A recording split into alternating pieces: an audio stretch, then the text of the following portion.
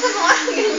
50 pesos lang yan. Huwag naman natutuwa. Akalain mo, ang sobrang sarap. Na, nakikita ko na isang gabi, nanakawan tayo ng laptop, pera. Sarap na May nagbukas surprise. sa bintana. Alam mo kung sino nanakawin ng laptop ko gabi? Doon. May mas Baka hindi sa nga moment na yan. Quake overload. Mukain pa. Tumayo kaya ako nung gabi na yun na naginto ko. Sigaw ko ng sigaw doon. Sabi ko, magnanakaw! May magnanakaw. Tulungan niyo ako.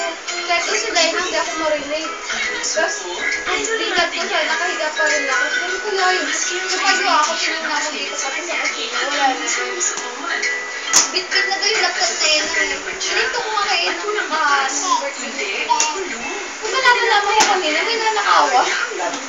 Laptop pa. Naging totoo. Mas magaling na TVs. Nagulat ako nung Baby!